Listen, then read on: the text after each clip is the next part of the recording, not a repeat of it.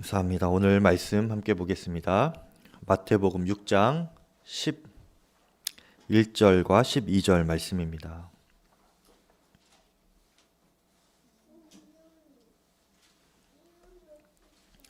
마태복음 6장 11절에서 12절까지의 말씀입니다.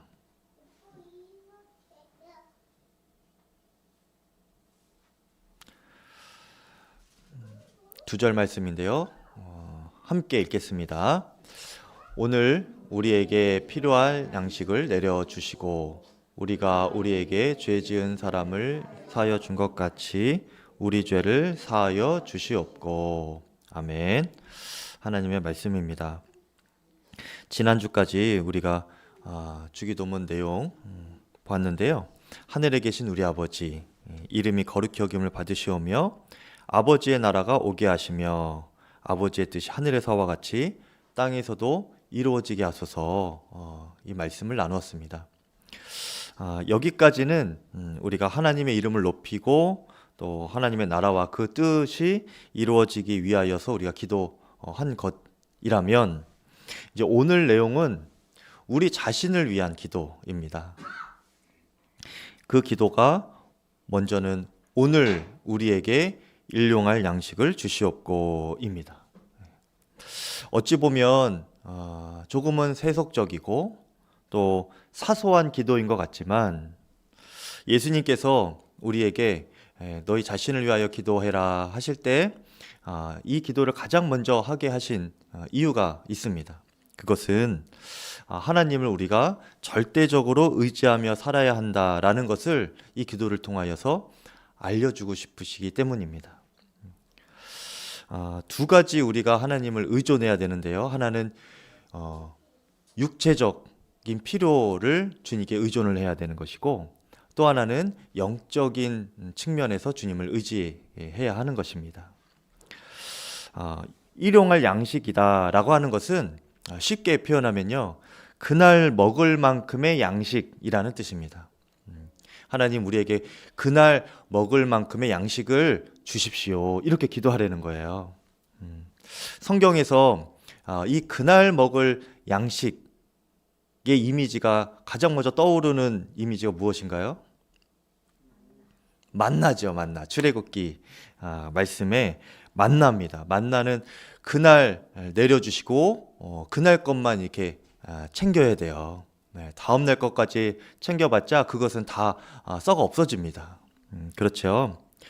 출애굽한 이스라엘 백성들이 광야 생활을 할 때에 먹을 것이 없었습니다. 그러니 하나님께서 매일 그렇게 내려주시는 이 만나는 그들에게 그야말로 은혜 그 자체였습니다.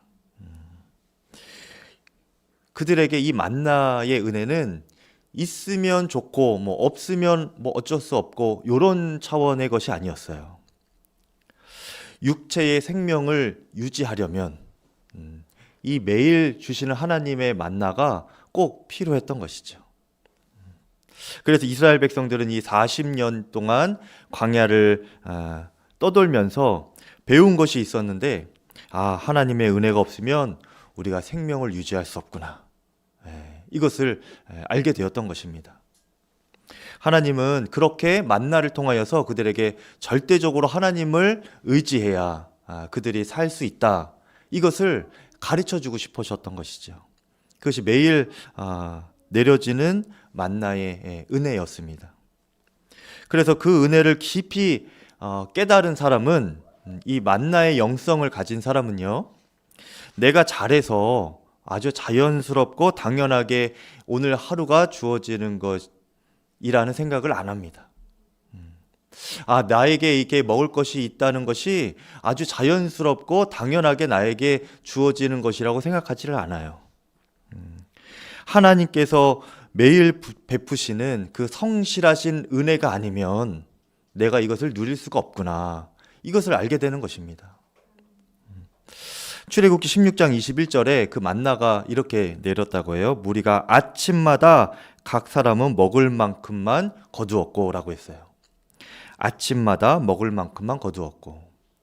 이 만나의 은혜를 누렸던 이 이스라엘 백성들 또 이것을 자신의 영성으로 삼고 하나님께 감사를 고백하는 그 감사의 고백은 예레미야 애가에서도 이렇게 나옵니다. 3장 23절에 이것들이 아침마다 새로우니 주의 성실하심이 크시도소이다. 예레미야가 이렇게 고백했어요. 아침마다 새로우니 이것은 무엇 때문이죠? 주의 성실하신 은혜 때문입니다. 하루도 거르지 않고 우리를 매일 돌보시고 먹이시는 그 하나님의 성실하심 때문에, 그 성실하신 은혜 때문입니다. 라고 이렇게 고백을 하는 것이죠. 우리가 하나님을 더 깊이 안다는 것은 이렇게 하나님의 은혜를 매 순간 더 깊이 깨닫고 감사하는 것입니다.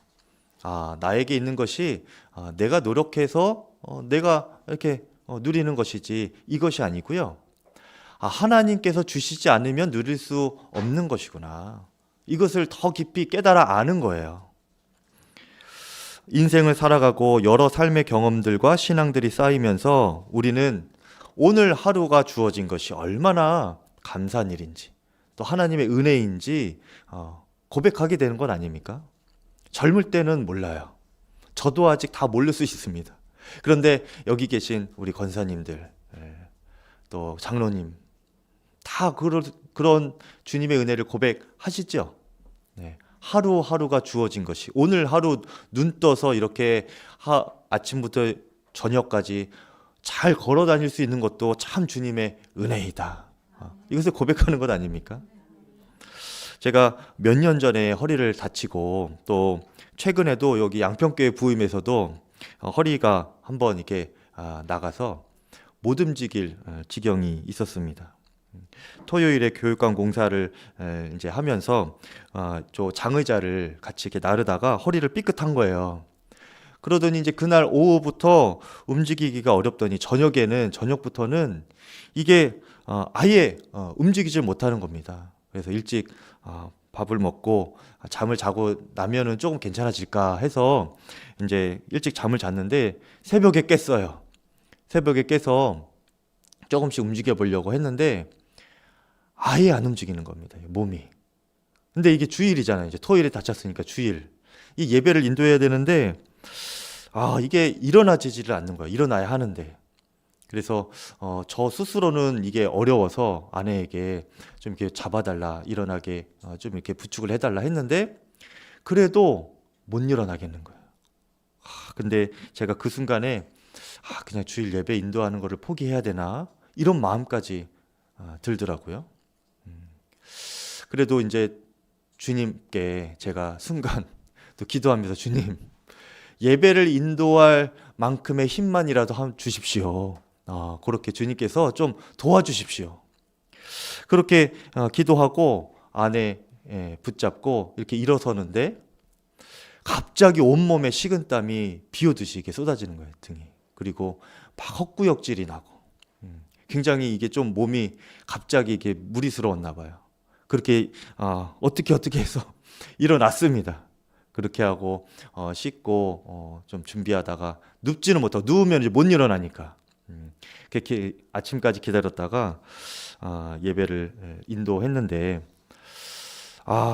그렇게 예배를 그날 인도하고 나니까 그때 이렇게 한 번 예배 인도하는 것이, 한 번 한 번의 예배를 인도하는 것이 이게 당연한 것이 아니구나 하는 그 생각이 드는 거예요.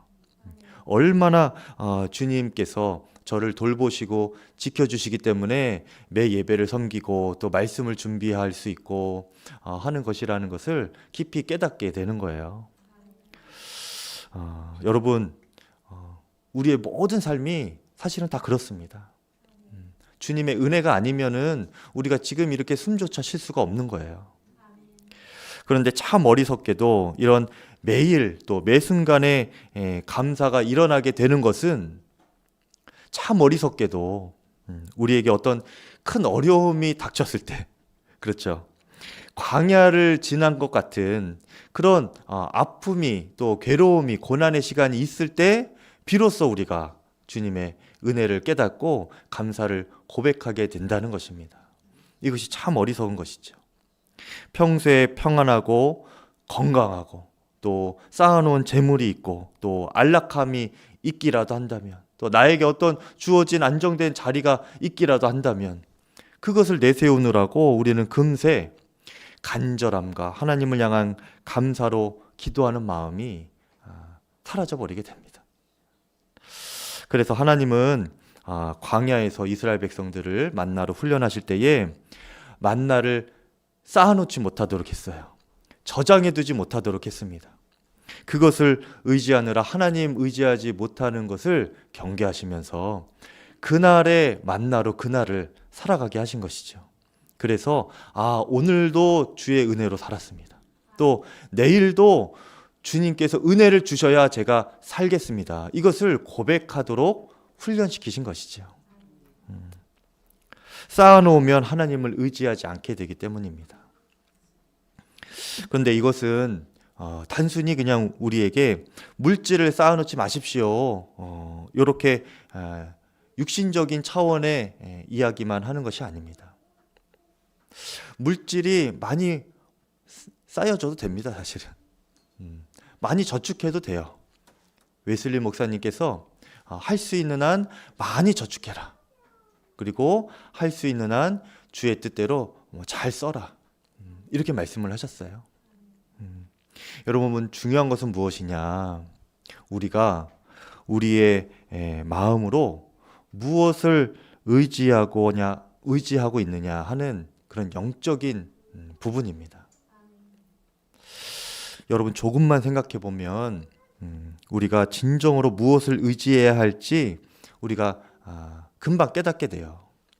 우리 손에 들려있는 이 물질, 어디서 나오는 것입니까? 우리에게 있는 지금 이 건강, 어디서 나오는 것입니까? 모든 것이 사실은 주님께로부터 오는 거예요. 네. 우리 아버지가 물려주셨는데요, 이렇게 말씀하시면 안 돼요, 여러분. 네. 모든 것이 주님께로부터 온 것이다. 이것이 하나님의 백성의 믿음의 고백인 겁니다. 우리 삶은 마치 시냇가에 심겨진 나무와 같아요. 그래서 주님께 그렇게 뿌리 내리고 주님으로부터 모든 것을 공급받는 그 삶이, 그리고 풍성한 열매를 맺는 삶이 믿는 자의 삶입니다. 그렇게 살아가는 것이 얼마나 복된 거예요. 그런데 우리는 살아가기를 마치 따로 떨어져 있는 그런 분재처럼 살아갑니다. 여러분, 분재 아시죠? 네. 분재처럼 그렇게 살아가려고만 해요. 얼마나 분재에 여러분 손이 많이 가고 피곤합니까? 가꾸려면. 그렇죠? 우리가 우리 자신의 삶을 그냥 그 정도 수준으로만 주님과 연결되지 못하고 그렇게 우리 차원으로만 살아가려고 할 때가 얼마나 많은지 모릅니다. 우리가 재물의 많고 적음, 또 건강하고 안 하고, 이것을 다 떠나서 영적으로 주님께 의존하는 법을 우리가 배워야 하는 거예요. 주님께 뿌리 내리는 법, 주님과 연결되는 법을 우리가 배워야 하는 것이죠. 그래서 우리가 하나님께 일용할 양식을 주십시오 라고 하는 이 기도는 우리가 매일 매순간 우리의 영의 뿌리를 하나님께 두겠습니다. 하나님을 깊이 의지하겠습니다. 우리 주 예수 그리스도를 제가 깊이 의지하겠습니다 라고 하는 이 고백이기도 합니다. 육신의 모든 필요가 주님으로부터 나옵니다 라는 고백이기도 하지만, 그것 이전에 더 깊이 우리가 영적으로 영의 뿌리를 주님께 두겠습니다. 이런 고백이 바로 일용할 양식을 주십시오 라는 거예요. 이것이 예수님께서 우리들에게 가르쳐주고 싶은 핵심 메시지입니다. 여러분, 요한복음 6장 35절에 예수께서 이르시되 나는 생명의 떡이니 내게 오는 자는 결코 줄이지 아니할 터이요 나를 믿는 자는 영원히 목마르지 아니하리라 말씀하셨습니다. 여러분, 이것은 영적인 배부름에 대한 이야기예요. 예수님이 자신을 떡으로 비유하셨습니다. 빵으로도 비유하신 것과도 같은 거예요, 여러분. 빵이나 떡이나 자신을 이 먹는 것에 비유했어요. 생명의 빵이라는 것이죠. 무슨 의미입니까? 우리의 영이 살도록 생명을 주는 양식이 있는데 그 양식은 바로 오직 예수님 자신이다라는 거예요. 내가 너희의 영을 배부르게 하는 생명의 떡이다. 생명의 빵이다. 그렇게 말씀을 하시는 것입니다. 그러면 예수님은 우리에게 그 생명의 양식을 어떤 방식으로 주실까요? 예수께서 대답하여 이르시되 마태복음 4장 4절에 기록하였으되 사람이 떡으로만 살 것이 아니요 하나님의 입으로부터 나오는 모든 말씀으로 살 것이니라. 이렇게 말씀하셨습니다. 여러분, 예수님께서는 이 말씀이 육신이 되어 오신 분이죠. 그러니까 우리가 예수님을 떡으로 삼는다, 빵으로 삼는다, 예수님을 이렇게 먹는다 라고 하는 것은 말씀을 먹는다는 것을 의미하는 거예요. 예수님으로부터 우리가 생명을 얻고 우리의 영의 뿌리가 예수님께 그렇게 연결이 되고 뿌리 내리는 것이 무엇이냐? 우리가 바로 말씀을 깊이 묵상하고 상고하면서 마치 말씀을 이 성경책을 씹어 먹는 것처럼 그렇게 소화해 낸다는 그것이 바로 예수님이 우리의 빵이 되시고 떡이 되신다는 의미입니다. 그러야 우리의 영이 배부르게 되는 거예요. 이것이 믿는 자가 살아가는 방식입니다. 말씀으로 영이 살고 배불러야 우리의 육신도 살고 배부르게 되는 것입니다. 그런데 우리는 육신이 배부르고 육신이 사는 것에 치중하느라 우리의 영을 등한시할 때가 너무나 많아요. 말씀을 읽는 것, 우리가 삼시세끼 챙겨 먹는 것만큼 그만큼 말씀을 챙겨 먹는 사람이 드물다는 말입니다. 네. 반대로 살고 있어요. 그냥 세상적으로 육신적으로만 살고 있는 겁니다. 믿는 자의 삶의 방식은 말씀으로 영이 살고 배부르고 그 이후에 육신이 배부르고 살게 되는 것, 이것이 믿는 자의 삶의 방식인 거예요. 우리가 사순절을 지나면서 거룩한 영적인 습관을 도전하고 있죠, 여러분? 잘하고 계신가요? 네. 새벽 기도 참여하고 또 여기 나와서 참여 못하시면 온라인으로라도 참여하시라고. 그렇게 하나님께서 큰 어떤 배려를 해주지 않으셨습니까, 여러분? 네. 또 성경 통독. 여러분 연초부터 작정하여서 그렇게 300일 하시는 거 그냥 그대로 하시면 되는 것이고, 또 저녁 영상 기도, 여러분 엄청 좋은 말씀을 보내드리잖아요.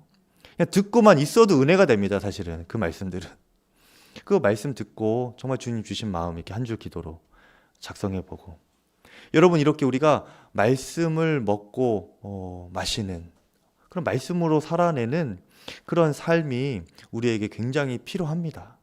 그렇게 영이 살고 배불러야 하는 거예요. 그때 우리의 육신의 필요도 채워지는 것입니다. 풍성하게 되는 것이에요. 여러분 오늘의 말씀을 주십시오. 갈급하게 구하고 찾는 여러분 되시기를 축복합니다. 재물이 많고 건강해도 여러분 삶이 공허하고 무기력한 사람이 있어요.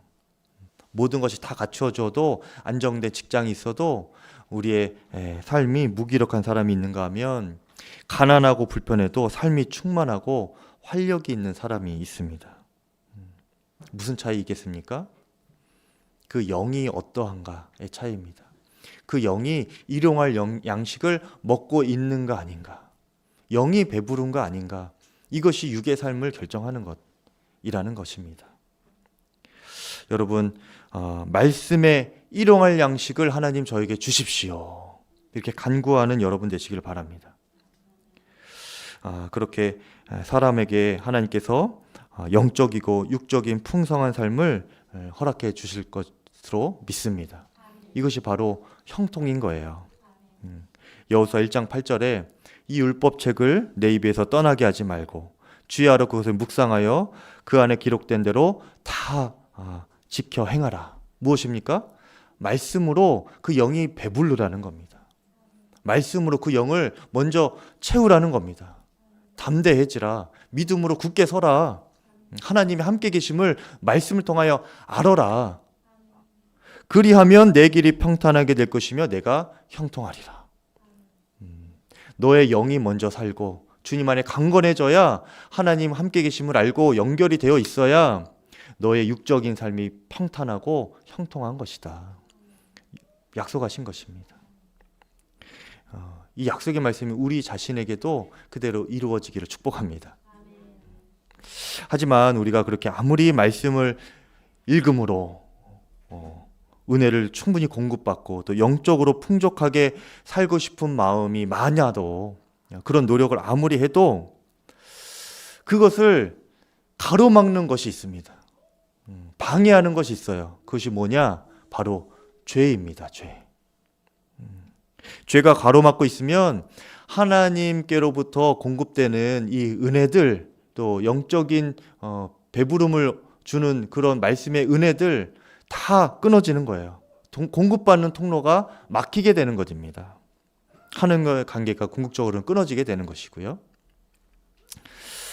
여러분, 믿는 자가 죄를 지어도요, 구원이 취소되지는 않습니다. 구원받은 자녀들은 하나님의 은혜로, 십자가의 은혜로 이 죄가 이미 다 해결되었기 때문에 그래요. 어떻게 해결되었는가? 과거와 현재와 심지어는 미래에 짓는 죄들까지 다 씻김을 받았습니다. 이미 해결이 되었어요. 그러니 이 죄로 인하여서 우리가 다시는 멸망할 일은 없습니다. 지옥 갈 일은 없다는 거예요. 구원이 취소될 일은 없다는 것입니다. 여러분, 그렇게 예수님을 믿고 구원받은 성도님들이시죠? 그러면 죄를 마음껏 지어도 되겠습니까? 근데 그것은 아니라는 거예요. 구원받은 사람, 믿는 사람이 죄를 지었을 때 그 구원이 취소되지는 않지만 그 죄의 대가와 징계는 분명히 있습니다. 아주 철저하고 처절하게 그 죄의 대가는 분명히 있어요. 그것을 우리가 알아야 되는 것인데 그것을 우리가 항상 기억하면서 우리가 죄를 지을 때마다 주님 앞에 간절하게 회개를 해야 하는 것입니다. 그러면 또 회개하면 하나님이 용서를 해주세요. 그런데 우리가 그렇게 죄 짓고 회개하고 죄 짓고 회개하고 이렇게 할 때 이 회개는 진정한 회개여야 합니다. 그래야 그 죄가 씻음받는 거예요. 그렇지 않겠습니까, 여러분? 이게 씻겨진다고 하네? 그럼 또 죄 지어야지? 회개하면 되니까? 이러면 안 되잖아요, 여러분. 그러니까 철저하고 진지한 회개가 돼야 돼요. 근데 이 죄를 씻어주는 정말 능력 있는 진지한 회개가 되지 못하도록 막는 것이 있는데요. 그것이 바로 무엇인가? 하나님께서 우리를 용서하지 못하도록, 이 죄를 씻어주지 못하도록 막는 그것이 있는데, 죄사함을 받지 못하게 만드는 것이 있는데 바로 그것이 무엇이냐? 용서하지 못하는 죄입니다. 용서하지 못하는 죄가 있으면서 우리가 다른 죄를 하나님께 회개한다면 하나님은 우리를 용서하지 못하세요. 제가 주일에도 말씀을 드렸는데요. 만달란트 빚진 자의 비유를 통하여서 우리가 이것을 알 수 있습니다. 만달란트의 빚을 탕감받은 어떤 왕의 종이 있다고 했죠. 그 사람이 탕감을 받고 돌아가는 길에 자신한테 100데나리온 빚진 자를 용서해 주지 못했습니다. 그랬더니 왕이 그 탕감받았던 그 사람을 다시 불러서 그 탕감해 준 것을 다시 취소하고 영원한 형벌 가운데 들어가도록 했지요. 다 갚을 때까지 나오지 말아라. 이 말은 영원히 감옥에 있으라, 그 말이에요. 그 이야기를 통하여서 우리가 알 수 있는 것 두 가지가 있는데요. 첫 번째는 이 왕의 원칙이 있었다는 것입니다. 어떤 원칙이냐? 탕감받은 사람이, 그러니까 용서받은 사람이 다른 사람을 당연히 용서해 줘야 한다. 이것이 왕에게 있었던 기준이고 원칙이었어요. 그러니 이 사람이 용서받았으면서 다른 사람 용서해주지 못했을 때 이 왕은 이해가 안 되는 겁니다. 예수님께서 이 이야기를 천국은 이렇다 하고 이게 천국 비유로 말씀해 주신 것이거든요. 그 말은 무엇이냐면 우리가 구원받은 자로서 이 천국을 누리며 살아가려면 이렇게 살아가야 된다라고 알려주신 거예요. 그것이 바로 용서받은 만큼 용서해 주어야 한다라는 것입니다. 그럼 우리가 얼마만큼 용서를 해줘야 될까요? 여러분, 우리가 용서받는 것, 용서받은 만큼 용서해줘야 된다고 했죠?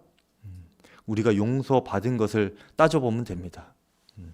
그것이 바로 항상 우리가 기준할 것은 십자가예요. 요 예화에서는 만달란트라고 표현을 했던 것입니다. 근데 이 만달란트가 어떤 것이냐? 당시 금액으로 환산해 보면 한 사람이 20만 년 동안 일한 것을 고스란히 모아서 바쳐야만 갚을 수 있는 금액이래요. 한 사람이 20만 년 동안 매일 일하고 그것을 고스란히 갖다 줘야 하는 겁니다. 갚을만 하겠죠. 그러면 조금만 기다리면 될 것 같습니까? 할만합니까, 여러분? 20만 년을 매일 일한 것을 고스란히 바쳐야 되는 거예요. 그러니까 한마디로 갚을 수 없는 빚을 탕감받았다 이 얘기입니다. 갚을 수 없는 빚을 용서받았다라는 거예요. 십자가에서 예수님께서 우리를 위해 치르신 이 죄의 값이 무엇이었죠? 그분의 생명이었습니다. 예수님의 생명을 내어주심으로 우리의 죄가 탕감받은 거예요, 여러분. 원래 우리가 다 갚아야 되는데. 그러니 우리가 하나님께 갚아야 할 이 값은 얼마예요?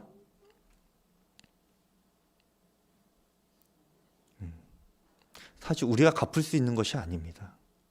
우리 한 사람이 하나님께 우리를 용서해 주신 그 대가로 다시 되돌려 드릴 수 있는 값은 없어요. 우리는 갚을 수가 없어요. 그러니까 말할 수 없는 은혜라고 하는 것입니다. 십자가를 갚을 길 없는 은혜라고 부르는 거예요. 우리가 받은 용서, 십자가의 은혜가 그것이라는 것입니다. 그러니까 저와 여러분 구원받으셨죠. 다 예수님 믿으셨죠. 그때 고백한 것이 갚을 수 없는 은혜를 제가 주님으로부터 받았습니다. 이것을 다 고백하신 거예요. 그 용서함을 받은 여러분 아닙니까? 그렇죠? 그러니 우리가 용서받은 만큼 용서해줘야 된다. 이것이 그 왕의 원칙이라고 했잖아요. 그럼 우리가 다른 사람을 용서할 때 얼만큼 용서해줘야 되겠습니까? 몇 번 용서해주면 되겠어요? 끝이 없는 겁니다, 여러분. 그러니까 무조건 용서해야 되는 거예요. 왜 그래요? 주님, 제가 왜 그래야 됩니까? 제가 이렇게 억울하고 제가 이렇게 분한데 왜 용서해야 됩니까? 그럴 때 예수님, 하나님은 뭐라고 대답하실까요? 그 대답이 십자가입니다. 또 한 가지는 왕이 그 탕감받은 것을 취소를 해버렸어요. 그 사람이 다른 사람 용서해주지 않았을 때. 그리고 다시 영원한 형벌에 들어가게 했다. 이 말씀으로 그 예화가 끝나거든요. 그리고 예수님께서 그 예화를 제자들에게 들려주시고 마지막에 이렇게 말씀하셨습니다. 마태복음 18장 35절에 너희가 각각 마음으로부터 형제를 용서하지 아니하면 나의 하늘 아버지께서도 너희에게 이와 같이 하시리라 말씀하셨습니다. 그런데 이것은 우리가 다른 사람 용서하지 않는다고 해서 너희 구원을 취소하시겠다 이런 말씀은 아니에요. 우리의 구원을 취소하시겠다는 말씀은 아니지만 우리가 용서받고 구원받은 자임에도 불구하고 다른 사람을 용서하지 않는다면 그 사람은 마치 하나님께 한 번도 용서받은 적이 없는 사람처럼 그렇게 살아갈 수밖에 없다. 이 말씀을 하시는 겁니다. 천국을 누리지 못하며 살아갈 수밖에 없다. 천국을 누리지 못할 뿐 아니라 여러분 영원한 형벌 가운데 그 사람이 들어갔잖아요. 지옥을 사는 것과 같은 영원한 고통과 어둠을 경험하는 그 지옥과 같은 삶을 이 땅에서 살아갈 수밖에 없다라고 말씀하시는 거예요. 구원받은 자임에도 불구하고 천국 백성임에도 불구하고 그의 삶은 지옥을 살아가는 삶이 될 수밖에 없다. 이렇게 말씀을 하시는 것이죠. 따라서 구원받은 자에게 여러분 용서는 선택이 아니라 여러분 필수입니다. 무조건 해야 되는 거예요. 그런데 그것이 너무나 어렵죠, 여러분. 어려워요. 어렵습니다. 그래서 그것을 예수님이 기도하라고 하시는 겁니다. 12절에 우리가 우리에게 죄 지은 자를 사하여 준 것 같이 우리의 죄를 사하여 주시옵고 라고 했는데요. 이것을 원래 원문으로 보면 거꾸로입니다. 우리가 다른 사람 용서해 줬으니까 하나님이 나를 용서해 주세요. 이게 아니고요. 원래 원문으로 보면 이런 내용이야. 하나님께서 우리 죄를 용서해 주신 것 같이 우리도 우리에게 죄 지은 형제 자매를 용서할 수 있게 도와주십시오. 이 말이에요. 이게 안 됩니다, 주님. 그러니까 하나님 저를 도와주십시오. 제가 용서할 수 있는 사람이 되게 해주십시오. 날마다 이렇게 기도하라는 거예요. 기도할 때마다 이렇게 구하라는 겁니다. 여러분, 우리는 항상 내가 받은 상처가 더 큽니다. 그래서 다른 사람 용서하지 못하는 거예요. 내가 받은 상처. 항상 그것이 커 보이는 거예요. 그런데 우리가 항상 기억할 것은 내가 받은 상처를 우리가 바라봐야 될 것이 아니라 그것이 더 큰 것이 아니라 사실 우리가 더 크게 봐야 될 것이 있어요. 실제로도 더 큰 것이 있습니다. 그것은 무엇이냐면 나를 용서해 주신 주님의 십자가인 거예요. 십자가의 용서하심은 내가 받은 그 어떤 상처와 고난과 또 억울함과 그런 어려움보다 항상 더 크십니다. 우리는 그 용서를 다른 사람을 향해 반드시 갚아야 되는 거예요. 원수 같은 사람이 있어도 그 사람에게 반드시 그 용서를 갚아야 되는 것입니다. 용서 받은 만큼 용서해야 되는 것이니까.